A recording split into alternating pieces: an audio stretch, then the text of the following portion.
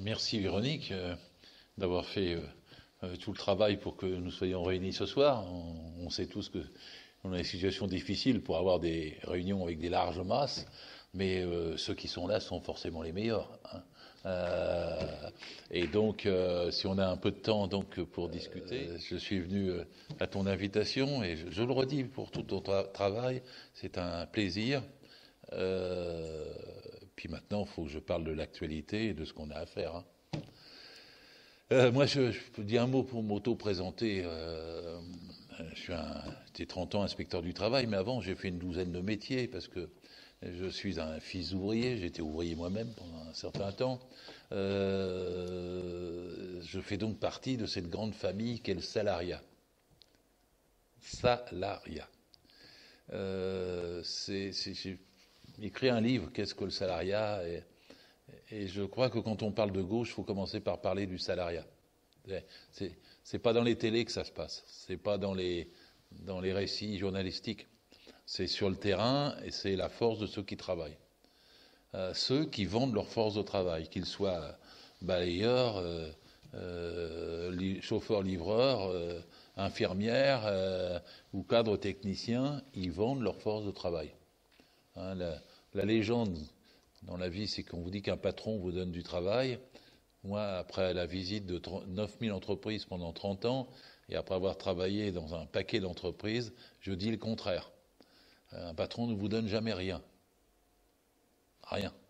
Il vous achète votre force de travail, il fait le maximum de profit dessus, parce que s'il ne fait pas le maximum de profit, il met la clé sous la porte, et c'est donc vous qui le payez. Si on accepte que c'est les salariés qui payent les patrons, la vision du monde change considérablement. On n'est pas là pour les servir, on est là pour avoir, en échange du travail que nous produisons et des richesses que nous créons, la part qu'on mérite. Et cette part, ça fait maintenant des décennies qu'ils l'ont baissée, bloquée, que ça a reculé, et c'est l'origine de tout ce que nous vivons. Et donc, il s'agit de rétablir le partage des richesses que nous créons dans des termes décents, qu'il n'y ait plus 10 millions de pauvres, qui fasse que le salaire médian ne soit pas à 1700 euros, et qui fasse que 98% des salariés gagnent moins de 3200. 1 ou 2% sont au-dessus. Je sais bien qu'on ne vit pas de la même façon à 900, à 1800 et à 3200, mais je sais une chose, c'est que c'est pas si énorme que ça comme disparité, et que ça nous rend quand même quelque part conscients et solidaires que si nous nous battons pour augmenter nos salaires, nous faisons quand même le minimum de ce qu'il faut faire ensemble. Nous sommes tous liés par cette bataille pour les salaires. Nous ne vivons que par le salaire. Et je ne connais pas de meilleure façon de taxer le capital que d'augmenter les salaires.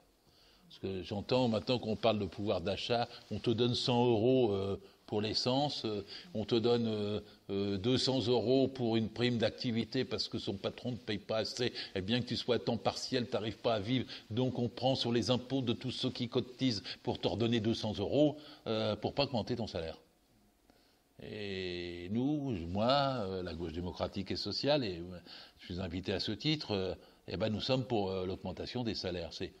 Je sais que tout le monde dans cette salle est pour, mais nous ne partageons peut-être pas avec tout le monde dans la rue et tout le monde chez soi la conviction que c'est le salaire qui est la question essentielle.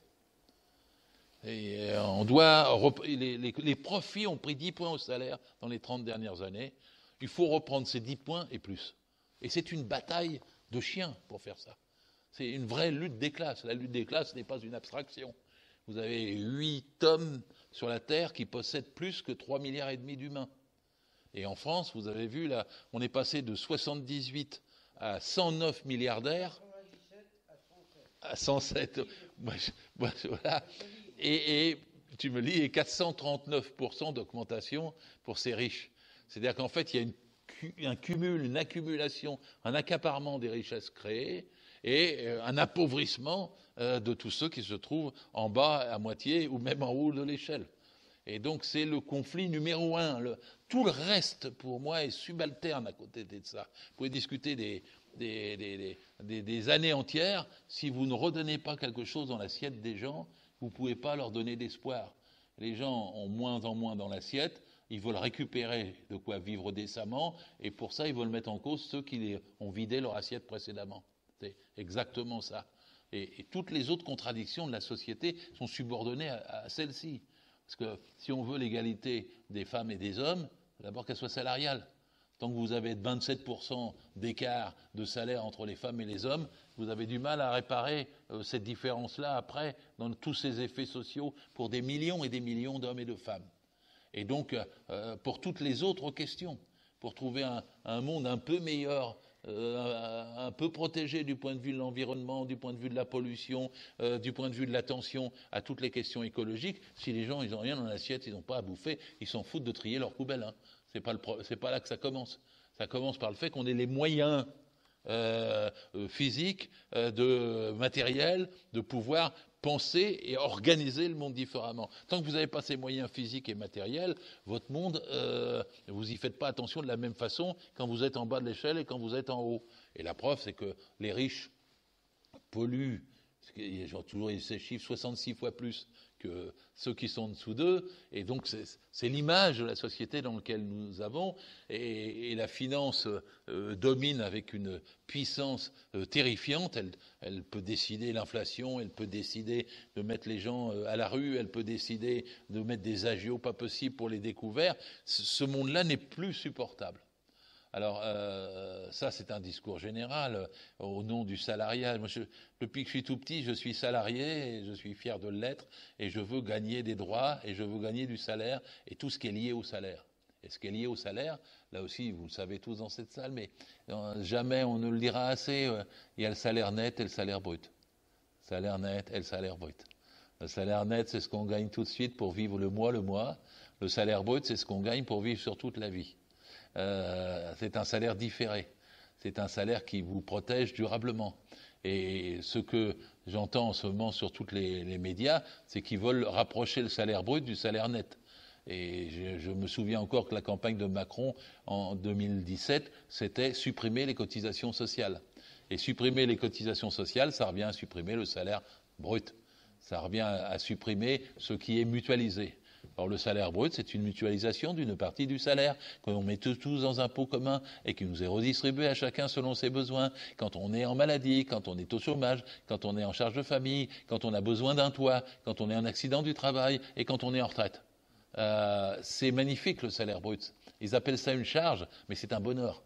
Et il faut corriger chaque fois les attaques qu'il y a contre le salaire brut, parce que c'est en fait la base de la socialisation, du début de la socialisation de la société, et c'est la base de la résistance à l'exploitation capitaliste, la preuve étant que le modèle que veut défendre Macron, c'est le modèle de l'ubérisation. C'est celui où il n'y a plus de salaire brut. C'est celui où vous économisez vous-même pour pouvoir payer votre retraite ou si vous êtes en maladie. Ce système-là, en France, la France est le pays en Europe le plus ubérisé. Et le développement, c'est pas énorme, c'est quelques centaines de milliers de personnes. Mais maintenant, moi, j'avais trouvé comme inspecteur chez une boîte qui s'appelait Subway, si vous connaissez, eh bien, il y avait des fabricants de sandwichs auto-entrepreneurs. D'accord ? J'avais trouvé sous le pont Marie, dans une de mes inspections, des tailleurs de pierre auto-entrepreneurs. Et vous avez des auto-entrepreneurs qui font du vélo, mais vous en avez maintenant aussi pour l'informatique, pour réparer ou entretenir l'informatique. Et la catégorie de métiers dans laquelle ça se développe est de plus en plus grande, puisqu'il y a même des auto-entrepreneurs à Paris, dans les petites cahutes, qui font les tests. Et vous avez ce développement-là qui vise à remplacer le salariat. C'est-à-dire qu'il n'y a plus du tout de salaire brut. Et vous êtes obligé de vous assurer et de vous occuper de vous-même. Mais c'est le modèle de la société que veut Macron. Dans son livre Révolution, il y a maintenant 5 ans, il avait un livre qui fait Révolution. Je vous demande de faire attention au titre. Et il disait qu'il voulait une société sans statut. Alors pour beaucoup de gens, une société sans statut, c'est un peu abstrait, sauf si vous êtes cheminot, puis qu'on vous dit, votre statut est fini, vous êtes infirmier, votre statut est fini, vous êtes prof, votre statut est fini, vous allez être prof auto-entrepreneur, et vous allez vous louer au lycée ou au collège, parce que maintenant c'est le proviseur qui va choisir les profs, et vous ne serez plus nommé par le système qui existe auparavant. Et donc vous développez cette idée-là de façon générale, vous arrivez à une mutation sociale considérable. Révolution, le livre de Macron disait ça. Il était pour une société post-salariale. L'idée qu'une société qui soit après le salariat. Alors il y a des gens qui marchent dans cette combine, si je peux me permettre. Dans un meeting, j'avais vu un jeune, il vient me voir après, il me dit « Oh, monsieur Filloche, je vous admire beaucoup, tout ce que vous dites pour le droit du travail. » Il dit « Mais moi, de toute façon, je ne veux pas de patron. » Alors je lui dis « Mais vous voulez pas de patron, qu'est-ce que vous faites ?» Ben, il me dit « Je suis auto-entrepreneur. » Ben, je lui dis « Mais vous êtes le modèle de Macron, c'est ce qu'il veut. Vaut mieux avoir un patron avec lequel vous allez faire un bras de fer pour avoir votre salaire à la fin du mois que de vous-même vous auto-exploiter et de passer beaucoup plus d'heures sans garantie en étant auto-entrepreneur comme vous me le proposez. » Sa mâchoire s'était décrochée parce qu'il n'avait pas vu comme ça.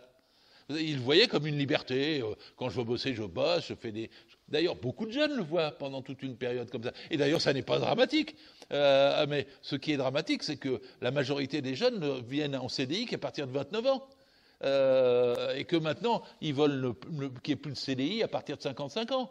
Et que les immigrés et les femmes s'ajoutent à la jeunesse, on essaie de les marginaliser de cette façon. Et que le corps du salariat est attaqué de toutes parts pour être réduit en poste. Et en plus, après, quand il y a du chômage, eh bien, on vire les chômeurs. Parce que vous pouvez analyser ce que je suis en train de dire à la lumière de la loi qui s'applique depuis le 1er octobre contre les chômeurs. Vous allez avoir probablement une disparition de 20 à 30% de chômeurs en quelques mois parce qu'ils ne pourront plus y accéder puisque ça va être plus dur pour s'inscrire. Et puis après, vous aurez une perte de 40% d'indemnité rapide pour chacun des chômeurs. Et déjà qu'aujourd'hui, sur 6 600 000 chômeurs, je dis au passage, ne croyez pas les médias, le nombre de chômeurs n'a pas diminué. Ils ne comptent qu'une catégorie, ce qui est une autre façon de faire. Mais si vous prenez les catégories A, B, C, D et E du chômage, vous êtes toujours avec ce qu'ils appellent pudiquement le halo du chômage, vous êtes toujours à 6 600 000. Mais sur même ceux qui doivent être indemnisés, qui ont accès à l'indemnisation, la moitié seulement touche effectivement une indemnité. Et là, ça va encore diminuer. Alors qu'est-ce qu'ils vont devenir, ces gens qui vont plus avoir la possibilité de vivre avec une indemnité? C'est en train de s'appliquer, là, depuis le 1er octobre. Ça, c'est fin novembre, décembre, et vous aurez des gens à la rue en janvier et février. Je dis bien à la rue, sauf s'ils s'auto-ubérisent. Bah oui, c'est-à-dire qu'on va pousser à ce qu'ils vendent des crêpes, on va pousser à ce qu'ils fassent le coursier, on va pousser à ce qu'ils fassent toute une série de tâches complémentaires, de services, etc., sans garantie aucune de salaire brut. Et en fait, ce transfert-là, c'est le projet de Macron, tel qu'il était dans Révolution, et tel qu'il essaie de le mettre en place à travers toutes les mesures qu'il a prises. Parce que si vous regardez bien, la suppression des cotisations sociales, bon, Hollande, je ne vais choquer personne, pour moi, le quinquennat de Hollande et Valls, c'est un quinquennat maudit. C'est une des plus importantes trahisons de l'histoire de la gauche. Je ne veux pas remonter à Guy Mollet en 1956 ou bien à ceux qui ont fait la guerre après l'assassinat de Jaurès. Il y a des précédents dans les trahisons. Mais là, c'est une trahison alors qu'il n'y avait aucune obligation de la faire. Le rapport de force n'avait jamais été aussi favorable pour la gauche qu'en 2012. Et donc, il n'y avait pas de nécessité de faire cette trahison. Il a trahi, ils ont trahi jusqu'au bout, et il a perdu les 5 élections qu'on suivi, et l'état de la gauche depuis est dû à cela. Bon. Et donc Hollande avait déjà commencé à supprimer les allocations familiales payées par les patrons. Je vous signale que ce n'est pas une petite affaire, c'est 35 milliards. Hein. C'est-à-dire qu'avant, il y avait une petite ligne sur les allocations familiales et les patrons étaient censés payer pour les enfants de ceux qu'ils faisaient travailler à leur compte, dont ils payaient le travail. De la même façon qu'ils payaient pour le logement. Ben là aussi, le logement, pouf, ça a été baissé. L'assurance chômage va être ôtée, puisque ça, c'est une fiscalisation, ça n'est plus une assurance. Donc ça n'est plus le patron qui va avoir à payer, il se laisse faire, il bougonne, mais ça va passer entièrement à la fiscalité. Eh ben, il ne restera plus qu'à passer à la fiscalité la santé et les retraites. Et la santé, Pourquoi l'acharnement de Macron ces 2 dernières années à fermer des lits et à ne pas développer l'hôpital public face à la pandémie? Parce qu'il veut que ça soit une question privée à l'avenir. Il ne veut pas développer le secteur public, donc il résiste.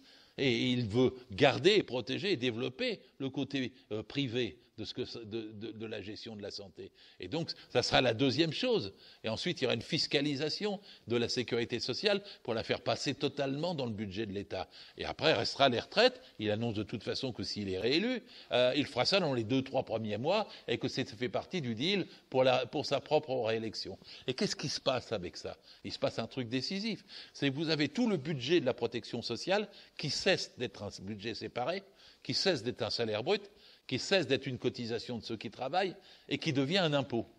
Alors il y a des gens qui disent c'est pas si grave que ça si c'est un impôt, ça sera payé par l'impôt et redistribué. Ah non, c'est très grave. Parce que le principe de la sécurité sociale, c'est que c'est pas un impôt. Les libéraux nous disent comment il y a des prélèvements obligatoires et ils additionnent les cotisations et l'impôt. Mais on ne peut pas additionner un impôt qui est évidemment obligatoire et une cotisation qui elle-même est une partie du salaire que les gens qui le gagnent acceptent de mutualiser. Ce sont 2 mondes différents, 2 budgets différents. Le budget de l'État est autour de 500 milliards, à la louche 550. Le budget de la cotisation et de la protection sociale est autour de 500 milliards aussi, et 350 pour les retraites, c'est-à-dire 850 de budget de protection sociale, 500, 550 de budget de l'État. Il vous reste un autre budget qui est celui des collectivités territoriales, qui est en gros de 250 milliards, 280 milliards. Mais les 3 budgets sont séparés. La Constitution prévoit que si vous prenez dans la cotisation sociale, l'État doit le remettre. Mais pourquoi? Parce que même du point de vue du droit, la protection sociale est une protection privée. Elle est entre les mains des salariés. C'est de droit privé, la sécurité sociale. Et la collecte aussi est de droit privé. C'est pour ça quand ils disent les prélèvements publics obligatoires, c'est des menteurs. Ce sont des choses tout à fait différentes du point de vue du concept et du point de vue de la réalité. Et quel est l'intérêt des cotisations sociales? C'est qu'elles sont préaffectées. Souvent, je me tue à le répéter chaque fois que je peux, préaffectées. Elles sont cotisées dans un but précis, santé, retraite, etc. Et que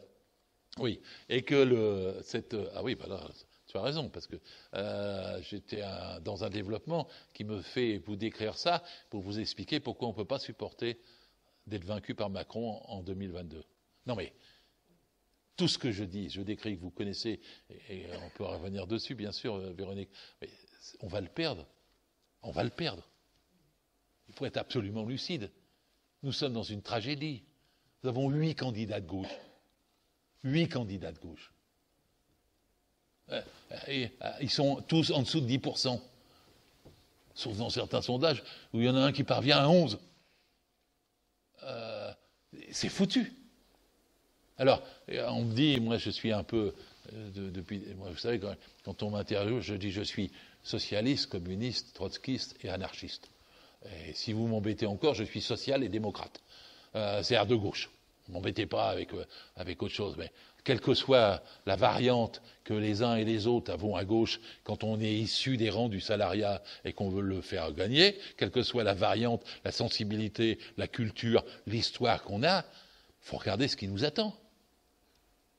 Macron va appliquer dans les 5 ans suivants ce que je suis en train de dire. Il va appliquer son livre Révolution, il va supprimer les cotisations sociales. Ce pays va changer complètement. Les gens se disent qu'ils ont la sécurité sociale depuis 75 ans, que c'est pas possible d'y toucher. Mais si, il va bien sûr y toucher. C'est bien sûr ça qui est en jeu. Et c'est pour ça qu'on n'a pas le droit d'avoir 8 candidats séparés. Moi, je pense qu'on peut faire lutter. Mais je suis pour lutter. Je suis un enfant de mai 68. Je veux un nouveau mai 68 dès que possible.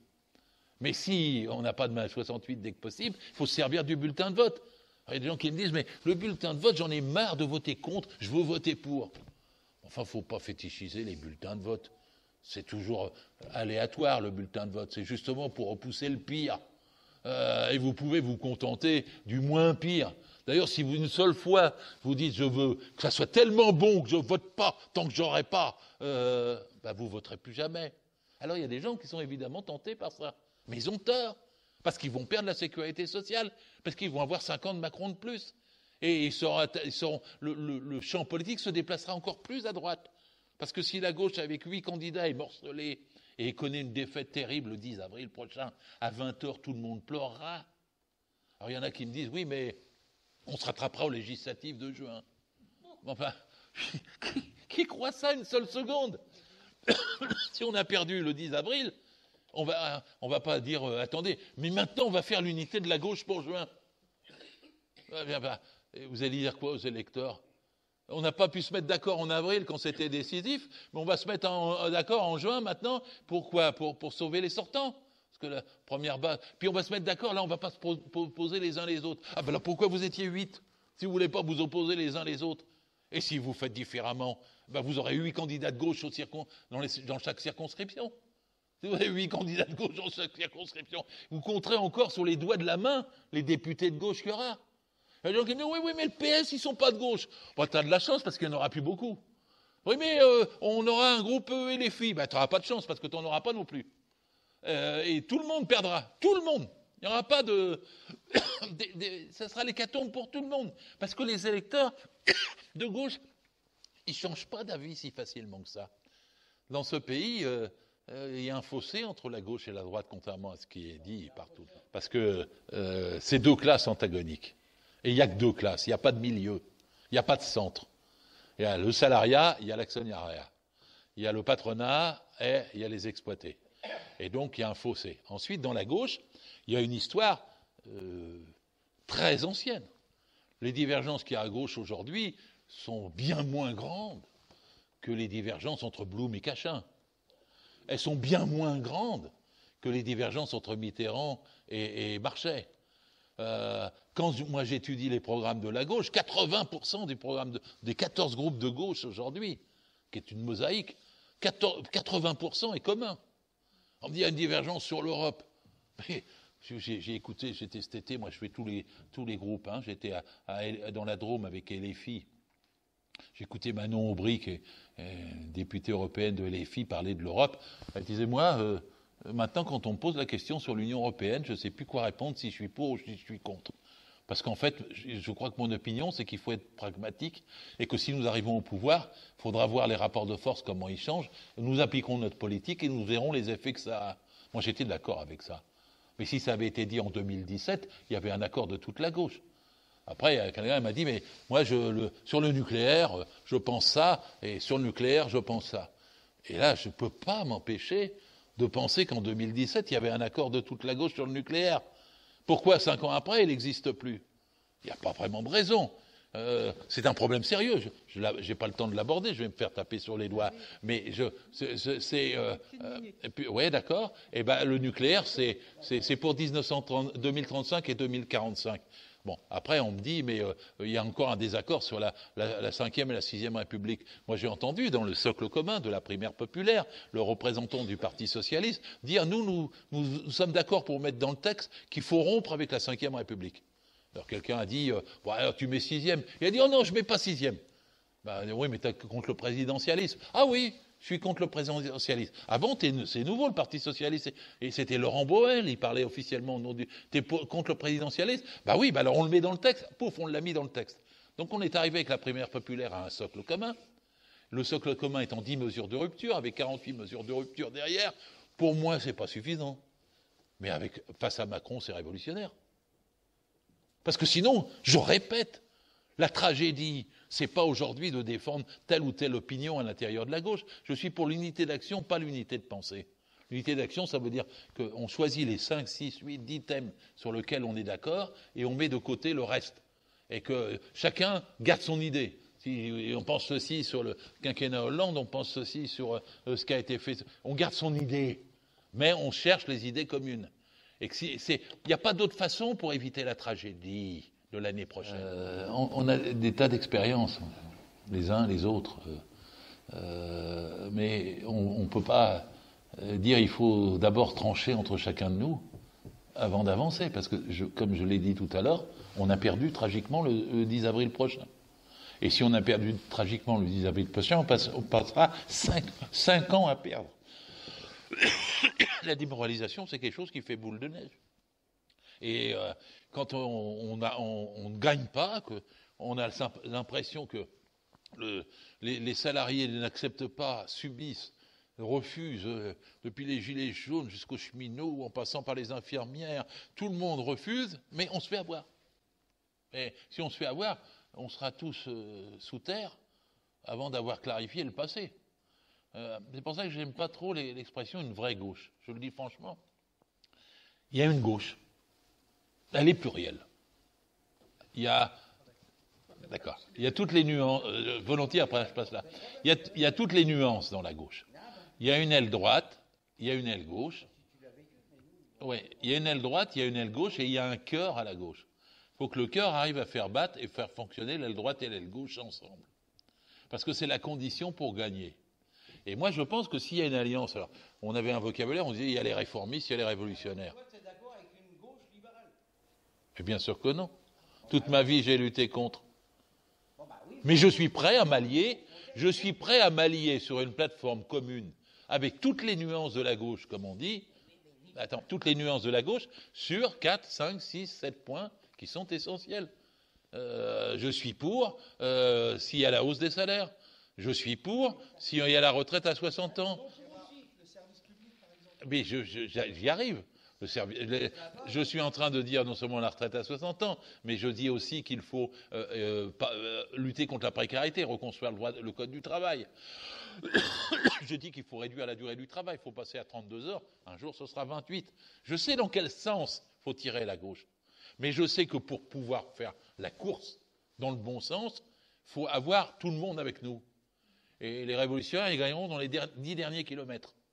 Si tu cherches à passer tout le programme révolutionnaire dans le premier kilomètre en disant on ne fera pas la course avec vous, si vous n'êtes pas d'accord au préalable avec moi, eh ben ça ne marchera pas. Et il faut un rassemblement de tout le monde. Si c'est chaque fois dans l'histoire du pays, du Front populaire, même 80 ou 97, chaque fois qu'il y a eu une avancée de la gauche, c'est quand cette méthode-là a été adoptée. Parce que finalement, en 1936, je ne voudrais pas faire l'histoire, mais le programme qui était signé en 1935, qui s'appelait Rassemblement populaire, qui était le programme du Front populaire plus tard, pardon, le programme était mauvais. Il a été rédigé par les radicaux, qui étaient le parti au pouvoir de la Troisième République à cette époque-là. Il n'y avait pas les 40 heures, il n'y avait pas les congés payés. C'est parce qu'il y a eu l'unité sur un programme qu'une dynamique s'est créée. Et d'un magma qui était le Front populaire, il s'est fait une fusion syndicale.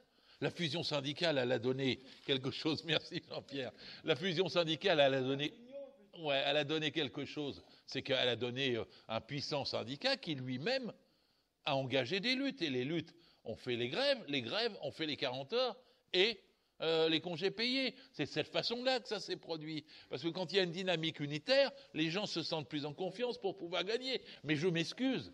Quand vous me dites, quand je dis il y a plusieurs gauches et il faut les rassembler, vous faites non, non, non. Mais le Front populaire, c'était ça. C'était le rassemblement de plusieurs gauches. Le lendemain, c'est une trahison complète. En 2012, la gauche avait tout. 2 villes sur 3, 61 départements sur 100, 20 régions sur 22, le Sénat, l'Assemblée. Le Sénat, pour la première fois depuis 200 ans, l'Assemblée nationale et la présidence de la République. Ils ont trahi. Bon. Donc, la trahison a introduit une démoralisation et les doutes que tu exprimes, et que j'exprime aussi, parce que moi, je me suis battu contre ça depuis le premier jour. Et donc, à la fin, qu'est-ce qui arrive? C'est que la gauche est non seulement défaite, mais qu'elle est divisée. Il faut reconstruire. Je ne propose pas de reconstruire de la même façon pour faire du Hollande. Je dis, on prend un programme en 7, 8 ou 10 points dont j'espère qu'il sera très bon. Et pourquoi je pense qu'il va être très bon? Parce qu'il n'y a plus de parti hégémonique. Avant, le Parti socialiste, c'est pour ça que j'étais dedans d'ailleurs en fait, mais le Parti socialiste avait 20%, 25%. Il écrivait le programme et il faisait une concession au Parti communiste ou au Vert en disant on prend ça aussi. Parce qu'il était hégémonique. Mais maintenant, excusez-moi, Anne Hidalgo, elle est à 3-4%. C'est pas elle qui va dicter le programme. Par conséquent, si on est tous autour d'une table, vu qu'il n'y a plus de force hégémonique, s'il n'y a pas d'exclusive et que tout le monde rédige, quelque part, le programme, je vous jure qu'il sera bon. Parce que personne ne pourra mettre un interdit au retour à la retraite de 60 ans. Personne ne pourra mettre un interdit à la réduction du temps de travail à 32 heures. Personne ne pourra mettre un interdit à une hausse massive du SMIC. Donc, si tout le monde est autour de la table, la dynamique de cette réunion produira un programme dont je ne dis pas qu'il est vraiment à gauche, mais qui sera de gauche. Voilà. C'est comme ça que je l'entends. Oui, alors, ensuite, après, on peut me dire, mais il n'y a pas les... Après, ils peuvent quand même... Parce que, je le dis tout de suite, hein, il y aura un gouvernement EELV, LFI, PS, PC. Si vous n'avez pas tout le monde dans ce gouvernement, il n'a aucune chance de fonctionner. Aucune chance. On pourra ajouter les personnalités, les dirigeants syndicaux de valeur, mais il n'a aucune chance si vous n'avez pas un cadre unitaire. Et donc, c'est la même façon pour les législatives. Si nous gagnions les législatives, il ne faut pas qu'il y ait plusieurs candidats par circonscription. Il faut donc prendre le temps de partager les circonscriptions, de faire que tout le monde ait une plateforme commune, etc. Si on prend le temps pour juin, il faut le prendre avant, il faut le prendre maintenant pour avril. Bon, donc l'idée, c'est ces 7, 8, 10 points, ce que tu as dit, ce que je n'arrête pas de dire. Chaque fois, je fais le tour de France pour ça, et puis je fais des livres, des vidéos, des brochures, etc. Bon, bah, tout ça pour dire... Une plateforme en 7, 8 ou 10 points, mettons-nous autour d'une table. Une fois qu'on a cette plateforme, la question de la candidature sera pas réglée, mais soluble. On peut avoir 10 points dans lesquels il y a la hausse du SMIC à 1800 €, dans lequel il y a le retour à la retraite à 60 ans, dans lequel il y a les 32 heures, dans lequel il n'y a pas plus de 5% de précaires par entreprise, dans lequel il y a un salaire maximal à 20 fois le SMIC, et dans lequel on ait 50% d'énergie renouvelable qui prennent le pas. Mais vous savez, je viens de dire 6 points. Si vous avez 6 points d'accord là-dessus, c'est quasiment révolutionnaire par rapport à Macron. Qu'est-ce qu'il va cracher là-dessus? Alors vous me direz, et je dirais moi, parce que je serais comme toi, je serais méfiant par rapport à Hollande ou à ceux qui m'ont tenu des propos modérés alors que c'était pas le moment. Je serais méfiant, mais une fois qu'on sera embarqués ensemble sur une plateforme, c'est le mouvement social derrière qui garantira ou pas. Et s'il y a un mouvement social, on ira plus loin. S'il n'y a pas de mouvement social, je répète, il n'y a pas de vaccin contre la trahison, en aucune période. Mais je ne suis pas en train de proposer de revenir à Hollande et au passé. Je suis en train, 5 ans plus tard, de dire il faut reconstruire différemment. Et pour reconstruire différemment, l'unité est l'instrument qui le permet. Et une bonne plateforme est une partie de la garantie de la réussite. Et ensuite, comme toujours, la mobilisation sociale, l'activité des salariés, le poids des syndicats garantira ou ne garantira pas ce que nous aurons obtenu. C'est toujours comme ça. Et il y a des gens qui disent, moi je ne vote pas si je n'ai pas une garantie que je suis socialiste en 2030. Ça n'arrivera pas. Il n'y a pas de garantie d'être socialiste en 2030. Par contre, il y a une garantie, c'est d'avoir perdu tout ce qu'on a de social en 2030 si Macron repasse. Ça, c'est le choix, c'est entre ça.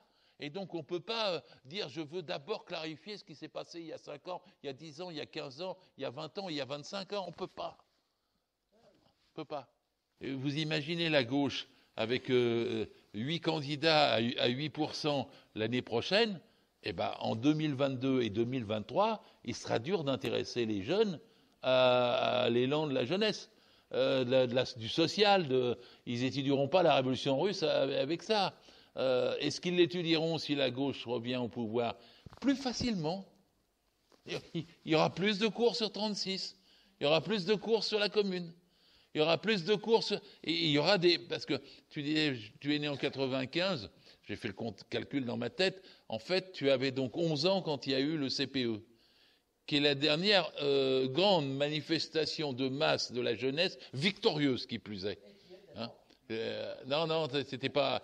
Je calculais parce que moi, mes enfants, ils étaient tous dedans. Hein. Mais depuis le CPE, c'est vrai qu'il n'y a pas eu d'autres grandes luttes. Mais qu'est-ce qui se passe depuis le CPE?